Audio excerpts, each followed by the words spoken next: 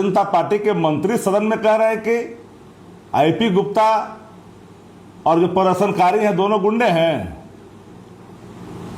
उसमें पार्टी के गुंडे थे, वो बिहार के युवा थे जो अपनी भविष्य को लेकर के चिंतित थे। आप सभी को नमस्कार, मैं नंदन, आप देख रहे हैं एक न्यूज़ 24। देखिए, कल का दिन था यानी 22 जुलाई, जब आयशा कार्यकर्ताओं ने प्रदर्शन किया पटना में, और पटना की हालत दिल्ली जैसी बन गई। अगर प्रदर्शन की बात करें तो जहां पर पुलिस ने लाठीचार्ज भी किया, और लाठीचार्ज के बाद वाटर कैनन भी छोड़े और आंसू गैस भी छोड़े। स्टूडेंट्स, कार्यकर्ता और पुलिस के बीच ये झड़प बहुत बढ़ गई। इतनी बढ़ गई कि बीजेपी के ही विधायक विनय बिहारी के सर भी फटे और उनकी गाड़ियों को भी तोड़ा गया। इस बीच बीजेपी के तमाम मंत्री और नेताओं ने अपने अपने बयान दिए। वहीं पर यह बात भी कही गई कि वो गुंडे थे जिन्होंने विधायक का सर फोड़ा। इस पर राजद के ही मुख्य प्रवक्ता शक्ति सिंह यादव क्या कुछ कहते हैं। देखिए, कल जो पटना में प्रदर्शन हुआ वो सिर्फ मांग थी कि धर्मेंद्र प्रधान जो देश के शिक्षा मंत्री हैं उनके इस्तीफा हो। 152 बार परीक्षाएं लीक हुई, आखिर रिस्पॉन्सिबिलिटी तो कहीं फिक्स होगी। जिम्मेदारी तय करना भारत सरकार नहीं चाहती है। लेकिन कल जो हुआ और बच्चों को कोतवाली में जिस तरह से डिटेन किया गया, और अभी तक उन बच्चों को वहां रखा गया है। वो बच्चे कौन हैं?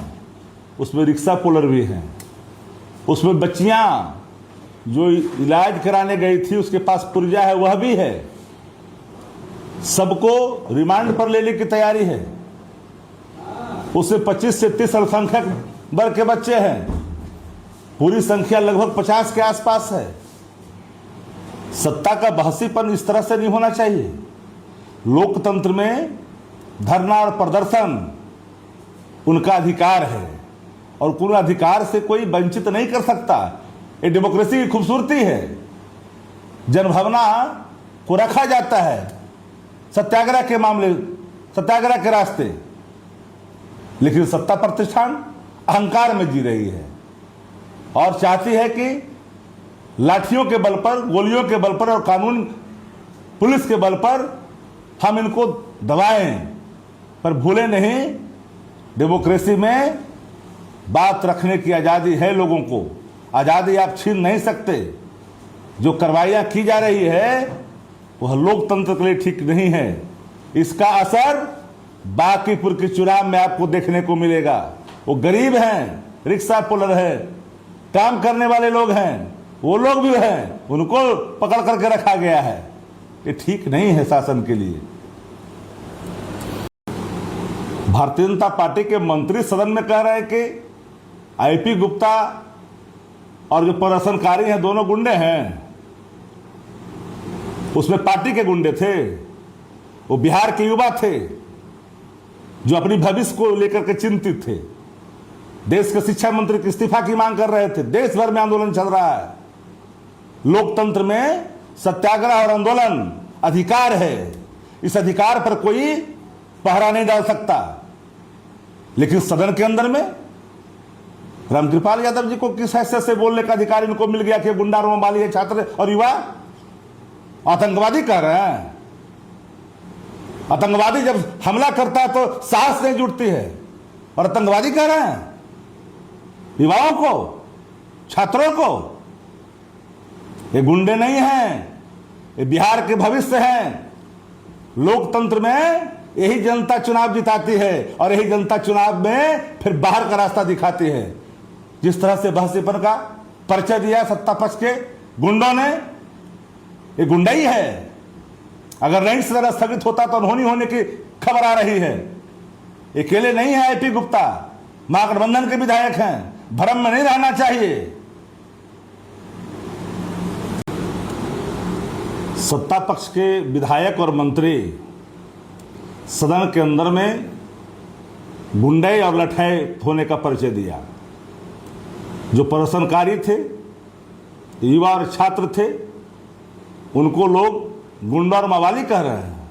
रामकृपाल यादव जी, छात्र गुंडा और मवाली नहीं होता। और आईपी गुप्ता को भी आपने कहा आतंकी कह दिया। माननीय सदस्य हैं सदन के, जीत करके आए हैं, महागठबंधन के हम अकेले मत समझिए। यही छात्र, यही युवा लोकतंत्र में एक शक्ति होती है जो सरकार बनाती और बिगाड़ती है। लेकिन भारतीय जनता पार्टी कि अगर कोई विधायक गए थे प्रदर्शन के बीच में तो उनको ख्याल करना चाहिए था, बचना चाहिए था। आपने क्या किया? किसी पॉलिटिकल पार्टी के दफ्तर पर जाकर के लाठीचार्ज किया? यही डेमोक्रेसी है क्या? ये लठैती चलेगी? लोकतंत्र ऐसे नहीं चलता। सदन के अंदर में जिस तरह से आपने आज दिखाया है स्वरूप, उसको पार्लियामेंट्री डेमोक्रेसी में इसकी इजाजत नहीं है। इसे बर्दाश्त नहीं किया जा सकता है। पूरी सरकार हिली हुई है, दिल्ली से लेकर के बिहार तक। सारे लोग के सामने जवाब नहीं जुट रहा है। नीट मामले में जब इस्तीफा मांगा जा रहा है, 152 बार परीक्षाएं लीक हुई, जब इस्तीफा मांगा जा रहा है, धर्मेंद्र प्रधान की देश भर में आंदोलन हो रहा है, और आप उसको मवाली और गुंडा कहोगे? यही लोकतंत्र में आस्था है। आपने वीडियो में देखा कि राजद के मुख्य प्रवक्ता शक्ति सिंह यादव ने तीखा जवाब दिया है।